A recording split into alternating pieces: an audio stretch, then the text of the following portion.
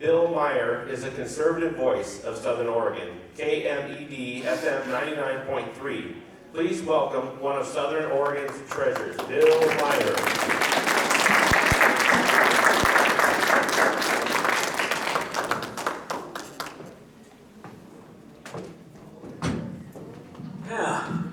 I think that headshot's an Ozempic shot.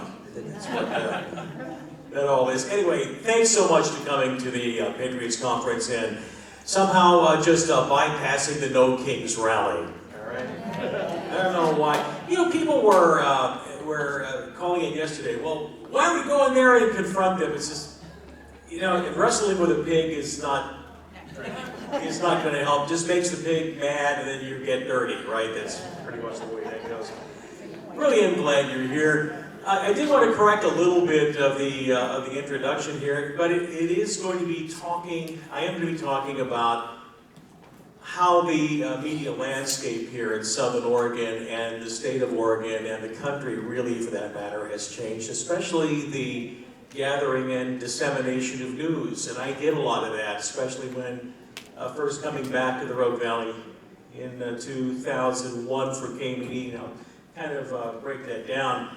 And so I guess when you look at news these days, we have some good news and some bad news. The good news is that there are thousands of websites and blogs and video channels, and they're all dedicated to news and politics and everything else going on. The bad news is that there are thousands of websites, blogs, and channels dedicated to news and politics and current events, and it's really getting kind of scattered, and the big legacy purveyors that made it easy, well, that's the way it is. So you just turn on CBS News and, you know, you kind of got your dose of Walter Cronkite back when I was a kid, that kind of thing. And oddly enough, CBS News, another victim of the latest round of consolidations, and CBS Radio News. I grew up with that when I was a kid. That was 1020 KDKA Pittsburgh, Group W, a Westinghouse Broadcasting Company. Ding, ding, ding, ding, ding, ding, ding, ding. You know, we all remember that. It's just like, that's the news. It was part of it. You know, almost 100 years. Almost 100 years they were delivering that, and it's going away in the next few weeks after that. Thank God. Because it's, I know we can all say, hey, good riddance, or hey, there goes yet another liberal entity down the tubes or something like that, but it affects everyone, and I'll kind of explain how that works in our ecosystem here in Oregon, and what has replaced it is not necessarily better, okay? Now, I'll explain why.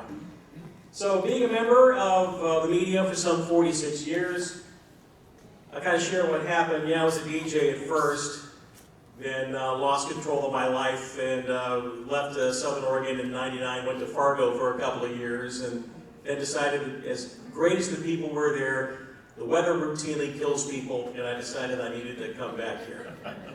And so I came back in 2001. In fact, we were supposed to actually take KMED, and I was working for Clear Channel in Medford before at KCCE 106.3, which is now, oddly enough, KMED. We took that over a number of years ago. And went to Fargo for a couple of years. Clear Channel bought that station. That was that big consolidation period in which they were just sucking up you had Clear Channel, you had Cumulus, a bunch of them. It's happening in television too. Just deregulation, and you either got big or you died, and everybody got bought up, and automation systems started coming in. And I remember even at Clear Channel, late 90s, near KCCE, Clear Channel bought us from Dwayne and Sherry Hill, who had been family owners, owned it for many, many years here in Southern Oregon, the mom and pop broadcasters that we used to know and love.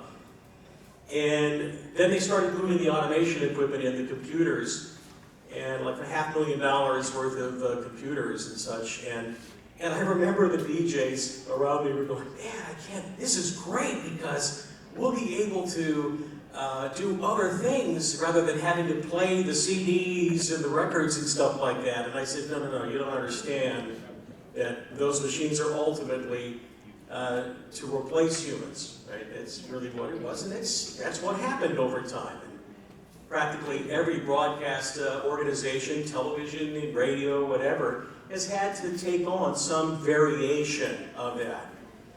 And at first, but anyway, back to KMED. 2001, they said, hey, we're going to take KMED, at that point only on AM 1440.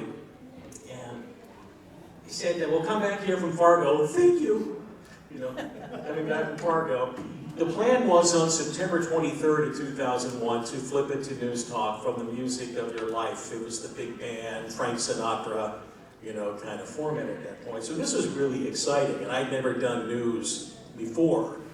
So I was incredibly nervous about it.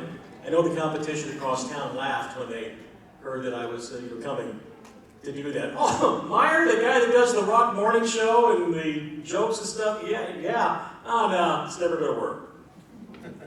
And it's okay, they're all gone, I'm still here for some reason. But it was supposed to be the 23rd, and then 9/11 happened, and it just went nuts, and we got thrown in, and it's kind of a blur. So we started hitting it that way. We didn't really, it wasn't really the Bill Meyer show at that point. That took a couple of years, and I'll explain what happened. So I had a morning partner, great old school reporter, used to regale me with stories about how blitheringly stupid Ron Wyden really was when you knew him. He worked as a staffer for him at one point. That was Paul Hansen. Paul Hansen, one of those good old school reporters. He's over in Cave Falls, I still believe. And so we changed everything. We ground out daily morning news, rotating through the local and regional news, plus a smattering of wire copy off the AP, regional news, and like that. And we did it kind of the old-fashioned way. We just had new fashion recorders and things. It wasn't a lot of internet influence at that point, but you go out, you talk to people, you get the sound, you come back, you use your word processors, put together, do the shows. You know, that's how we did. And we actually had 4 people working there, which sounds like an amazing amount of people by today's standards, but we actually had 4 employees at a small market news talk radio station. And given our small market and limited resources, we did okay. But you have to remember what the media landscape was like even just 25 years ago. You had the Mail Tribune, slew of reporters, full-page ads, big institutional advertising, the furniture stores, the car dealers. You know, you look at a full-page ad, there was $1,500, $2,000 just on that one page of the newspaper coming in. So that's how you could pay for all of that news gathering infrastructure, lots of reporters. The Ashland Daily Tidings was still in business at that point in time. I'm sure the Daily Courier, I'm not as familiar with the Daily Courier staffing, but I have no doubt that the Daily Courier was probably 3 times the number of people working there that are there right now, okay? That's just the way it was. Legacy media at that point was still king of the hill. Big staffs, reporters in television had camera crews that actually went out with reporters instead of a 12-year-old with an iPhone now going out to cover the fire. That's what you have right now. And you also had more older people, legacy people, that had a sense of institutional memory that was still there. The Ron Browns on Newswatch 12, as an example, had been here and knew everything longer ago than just a year or 2. And that was really helpful because there was the advertising money. It's an advertising-based model. It came in, and the money was good, you know, in those days. It was almost a license to print.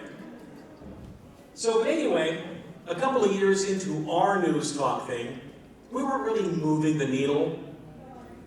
It wasn't working as well as we had thought. And so corporate said, okay, we got to go a different direction. And they said, okay, Bill, you're going to do the morning show. Oh, okay. That was kind of terrifying, just having to do it on my own, but yeah. It was 2023 that they actually became my show. It was a couple of years after doing that, out of necessity. And it was hard to justify 3 full-time workers producing morning news, and the talk radio world was moving in a different way. You couldn't just do news on radio. You had to plant a flag. You had to plant a flag and have a point of view. That's really where talk radio and radio broadcasting was going at that point. And besides, the company was real happy because just me and a call screener was a lot cheaper. That worked out. They liked that aspect of it. But it also got higher ratings. It took some time, but the audience came along. However, the news gathering ecosystem that gave birth to my show was in the process of collapsing in slow motion. We didn't really realize it at that time. It really sped up starting about 10 or 12 years ago. 10, 12 years back, really. Steady drumbeat of closures, mergers, acquisitions, small independent operators swallowed up by the big chains, newsrooms hollowed out bit by bit. Part of it was the corporate drive for efficiency. But another aspect of the cuts was the rise of Google and Facebook. That was really kind of the beginning of the end of news as we knew it here in Southern Oregon and really the country. You may not realize this, but the Google monster and Facebook control about 80 cents out of every dollar spent in advertising here in Southern Oregon. 80 cents out of every dollar, when they used to have none of that. None of that existed. 80 cents out of the dollar. Those advertising dollars once paid for news anchors, news reporters, networks, stringers, all those things that kept us informed, even if, we could say, there's a bunch of libs delivering it. And that was true. Now they don't. It's not exactly, that's the reason why all of a sudden you have so few people working at a Channel 12. You have no people working in news at Channel 10. And you have, a few over at KOMI. What has replaced it? Still plenty of news, but it's being set and delivered by far fewer voices, far fewer than we once had. You take the Oregonian. The Oregonian is still kind of a semi-big dog. Advanced Publications, Newhouse family. Around 2013, though, they became one of the first major papers in the entire country to cut their daily home delivery. Laid off dozens of veteran journalists, investigative resources cut, and that's what's really been going on. The story of today's media is the lack of investigative reporting because it takes money, and it takes people, and it takes time, all of which is rarely available in most modern-day newsrooms. That's just the way it goes. You have Pamplin up in Portland, and they used to control a chain of community newspapers up there, Portland Tribune, Lake Oswego, Beaverton Valley, Times. They also shrunk their coverage about the same time, 2010, 2012. That was like the beginning of the bloodletting. And they have resisted completely going to digital, but they kind of have a toe in each way. Then we have a group that's closer to our home here, EO Media Group, and that would be the Rogue Valley Times, East Oregonian, Daily Astorian. Maybe you know about the Capitol Press. And it's one of the last family-owned regional chains. Now, the Voorhees family still owns the Daily Courier. I believe so. Is that true? I haven't heard anything different about that. But the Daily Courier is not a chain. It's still one of those rare independents. You have the Willamette Week in Portland. You have the Eugene Weekly. Alternative weeklies that are slouching towards becoming nonprofit companies. And that's where a lot of the news in Oregon is starting to go to the nonprofit. Of course, does nonprofit mean fair? Well, it also depends on who's providing the money to allow you to be a nonprofit organization. And we'll talk more about that. And there are about 40 to 50 small town weeklies, monthlies, quarterlies. Well, Richard, Oregon Eagle. Richard, you still doing the Oregon Eagle? Every Quarterly. quarterly? Okay, yeah. And Ashland Daily Tidings shut down. Mail Tribune, Parent also shuts down. RV Times filling the breach for them. It's kind of a shadow of itself. Ashland.News, filling in for the Ashland Daily Tidings, or the Daily Disappointment, as I used to call it. But Daily Courier, still kind of holding their own. You may throw up in your mouth a little bit when I say that. But they're still pushing. Broadcast News, huge merger just approved by the feds. Nexstar owns Coin TV in Oregon. Tegna owns KGW. Investigative reporting dismantled about 10 years ago.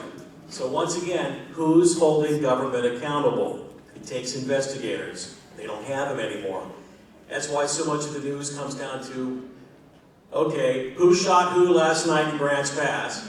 And, okay, and what homeless person set the latest fire in Medford or whatever. You know, that seems to be what it's come to. And Sinclair owns K2 and KTVL in Medford. KTVL Channel 10 doesn't even do local news anymore. They exited that, right? You have Gray Television, you have NBC5. NBC5, one of the rare survivors, one of the last independent broadcasters here in Southern Oregon. The last of the Mohicans. I would argue that they still tend to go a little, quite a bit lefty on their presentation. That's the way it goes. But still, they're independent, small and family. God bless them, all right? KDRV, Allen Media Group, and gosh, it was just a few months ago they were ready to kill their local meteorologist. There was a huge outcry about that. And they were going to take the Eugene meteorologist, I guess, and have them do it. They have a station up in Eugene. But they're part of a chain of 2,200 employees of Allen Media. That's what has been going on here for quite some time. And so, where's the news coming from now? As the independents get assimilated, the independent news vanishes. We got a few institutions end up being our curators, or perhaps ministry of truth would be a better term of doing it. The two big dogs in the state of Oregon, according to the way I've been looking through some research, it's interesting when you look at where the corporate money's going, and it's Oregon Public Broadcasting. That essentially is the ministry of truth in the state of Oregon. And then you have the Oregonian. But really it's OPB is the mothership really of the news cycle in the state of Oregon. And you have Oregon Public Broadcasting, nonprofit of course, about a third of their budgeting came from the Corporation for Public Broadcasting. Now that shut down this January of this year because of being defunded by Congress, and I'm not upset about that. So you have OPB, you also then have the Oregonian. You have OPB setting it, kind of like the New York Times does for the national media, still, even today. OPB sets the terms of engagement, Oregonian ends up amplifying it and working it. And so the typical stories that OPB will tend to cover, because it's what they're interested in, the urban-rural political divide, right? That's always big for them. Basically how we folks in Jackson and Josephine County are a bunch of gap-toothed hillbillies, and we're here to help you. Gap-toothed hillbillies. Social justice reporting. Trans this, person of color, oppressed group that. Identity politics, the world of personal pronouns and perversion, in my opinion, but that's what tends to set the agenda. Public health, vaccine coverage, the cases we can remember back in 2020, 2021. Get your shots and put your mask on. And the cases, right? And generally speaking, don't make the Democratic Party uncomfortable. No matter what what they're doing. And you can see that framing of stories across various issues.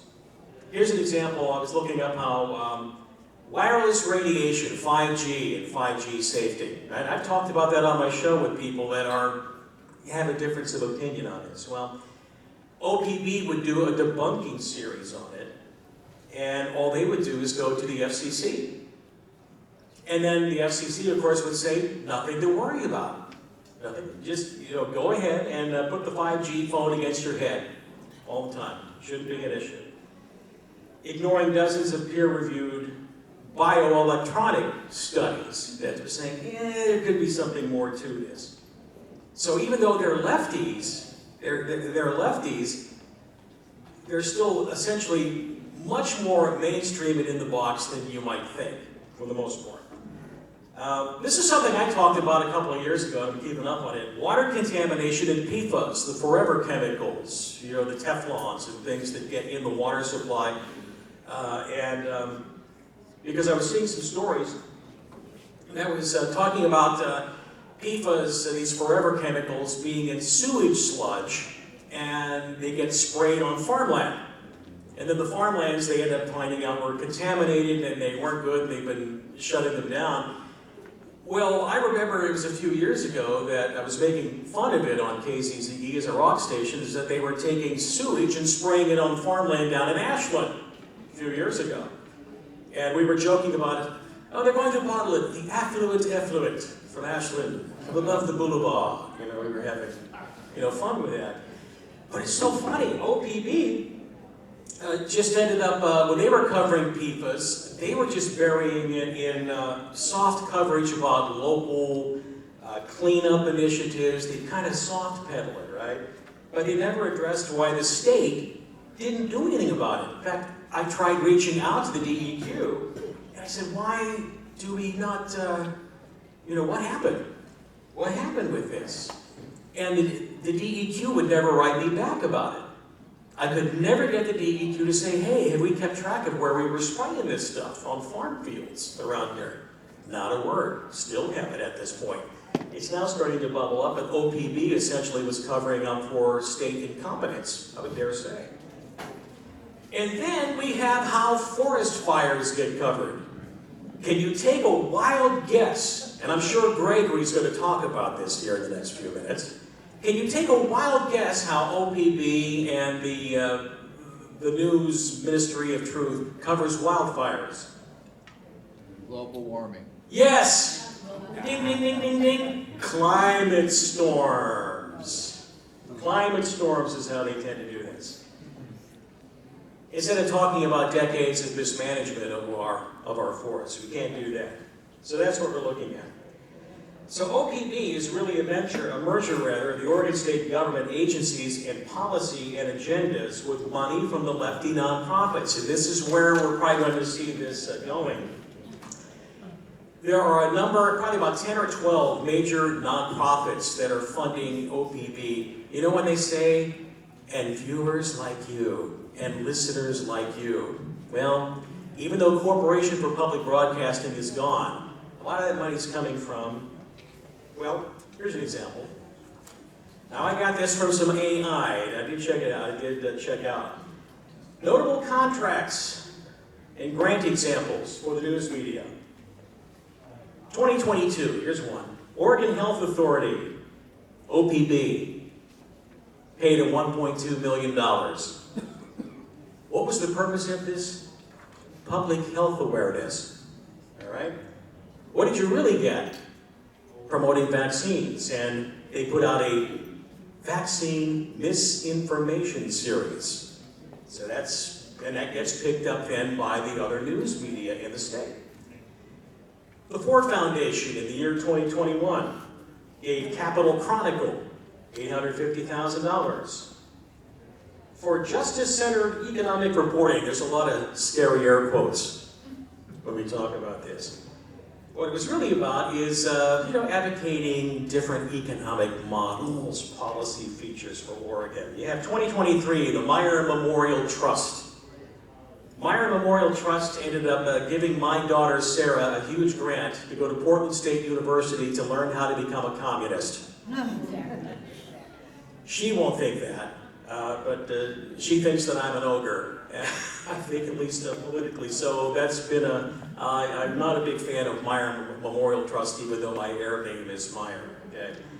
But anyway, the Meyer Memorial Trust ends up paying OPB, inclusive environmental storytelling. So then we get wildfire coverage about equity, talking about equity-focused coverage on that. 2024, the Oregon Community Foundation. They end up sending about $500,000 to EO Media. So that means Rogue Valley Times, Bend Bulletin, etc. for local civic vitality reporting. That was the grant. And what it really meant is, okay, you gap-toothed hillbillies, here is, well, they were government-centered rural pieces. In other words, how the Oregon state government was going to help the local communities, be better. And then the Knight Foundation, $2.1 million over to OPB. And it was about AI automation in local journalism. And so what they're doing is recrafting Oregon Public Broadcasting for algorithmic story curating. In other words, get more clicks, get more influence out there. So our bottom line when we talk about the Oregon media and news sources is that we're usually getting massaged by a whole bunch of philanthropic groups from the left, partnered with the Oregon state government on policy, funneled into the nonprofit Oregon Public Broadcasting System, setting the news narrative for the state, and then getting amplified by the Oregonian, and then spilling into all our other newsrooms in the state. Making it into, you'll see staff story, staff and wire stories. You'll see that in the papers, and wire copy, to make up for the fact that most of our Southern Oregon outlets aren't really staffed up to produce a lot of their own news. And we have Oregon State government policy essentially masquerading as news. So, what's a conservative thinking citizen to do? Well, first off, question everything coming out of the Oregon Pravda mothership, okay? And it's all right because there's no paywall for the most part at OPB, and I think that's also another reason why, hey, you can go to that. Even me, when I write news in the morning here, but I have to say, hey, OPB reports, and at least we know if I say OPB reports, know that there's always a slant with it, and you can figure that out. Even KMED though, we're getting ad buys from the state of Oregon. I'm sure this is through some kind of a grant, I don't exactly know it, but now we have the state pushing its finger on how to reduce abuse among the senior citizen LGBTQIA two-spirit community. I was listening to the ad coming up the road and going, really? But we're an advertised-based industry, can't turn it down. Hey, helps pay the power bill, Yeah, a typical FM station up on the hills, you have $3,000–4,000 a month just to the electricity costs. So it's like, yeah, you can't sit around there and go, no, we don't want to take that ad, even though we know it's propaganda. Anyway, it just cracks me up that particular ad because I have yet to hear any stories referencing trans grandmas getting beaten up by their kids. But anybody hearing that? Has it been happening? Maybe it has. I don't know. But nevertheless, the ability to trust is really strained right now in news. And we have to find that filter within us. So where should we be getting our information? Where do you get their news? I mean, I can't know it all. Although my wife says I think I know it all. But that's Linda. Love her. If you're not a critical thinker, if you just want your Republican red meat, then you may not be quite near as informed as you think. And if you just keep watching Fox, nothing up against Fox. I am a Fox News affiliate here, after all, for news. But still, overall, cable news is there to feed your preconceived narrative. It's there to feed your red meat deal. And there's nothing wrong with that. But there's a bias in that too, all right? Facebook, thousands of other posts on social media also will tend to have a knee-jerk narrative too. Is it wrong? Is it true, though? Is it a reliable source? Are they just telling me something that's too good to be true for my clicks and my comments and my shares? All of which they generate a lot of money, just not locally here in the community. Remember I told you, 80% of all the advertising money that used to be here locally in Southern Oregon goes to the Facebooks and the YouTubes and Google. Just does. So we're back to where do you go? Well, being the news report, the one news reporter or talk show host, yeah, I still subscribe to all of our Southern Oregon media here, including Daily Courier, and I subscribe to Rogue Valley Times. I also have an Oregonian one, Oregon Eagle, naturally, of course, Ashland News, we're there. But where we're headed now, and I think this is where we have to gird our loins for it, is that the advertising-based model is continuing to find itself under strain because so much of that advertising is now sucked out into the Google mode here. I have to tell you, I think that your friend right now is Substack, Substack.com. Dozens of good Oregon reporters ended up leaving the institutions, and they're self-publishing online now. We're transitioning from subscribing to journalism outlets, whether it be an OPB, whether it be KOBI, whether it be... How much time have we got? I'm out? Oh, I'm out, okay. All right, give me a couple of minutes, and I'll wrap this up. I thought I only had 20. I thought he only had 20 minutes. Well, I can keep talking when I'm going on. All right. One example, I'm going to give you an example. Get to know Substack. I'm not a big fan of the video channels on YouTube and things like that because most of them are way too long and I can read articles a lot faster and get more informed than I can watch someone's podcast, right? That's just me. Nothing against podcasts. I have one too. Oregon News, if you're not subscribing to Jeff Eager's a statewide deal on Oregon Roundup, you're missing out on a lot of stuff, things that OPB will not cover.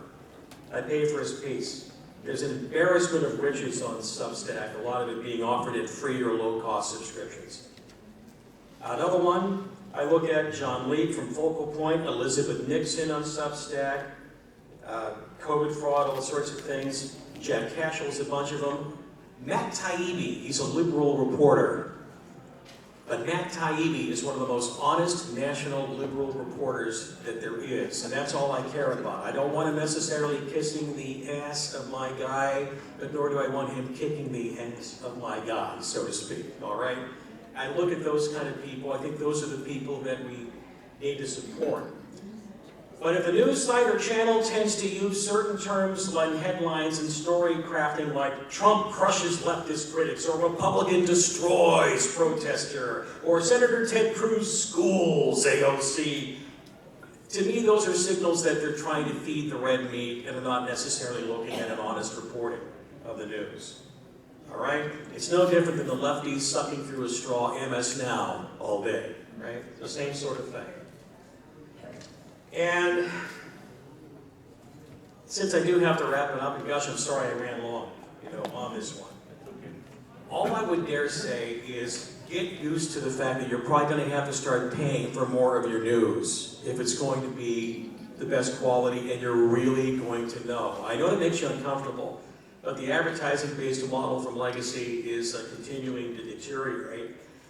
And fortunately, I'm still able to do that through my show, through your devotion, through your listening and watching and working with my local advertisers and for the local media that you do please continue to do that. Go to their businesses, help them out. You're able to keep your local ecosystem thriving. You keep my show thriving through listening, sharing, and doing business with all of our local advertisers. God bless the Clouser drillers of the world and the Kelly Automotives, et cetera, et cetera. Keep doing that, but look out to the Substacks, look out to subscribing and paying for it. The great thing about when you're paying for it, too, is that when they get it wrong, immediately 100,000 people can write back and say, you got it bad, you got it wrong, idiot, which is not happening with a lot of other conventional media sources, okay? In the meantime, it is an honor to wake up early weekdays to serve and inform you. And let's keep thinking. Look for news that is making you think and is thought-provoking rather than just feeding the beast with air, okay? Thank you very much. Be well.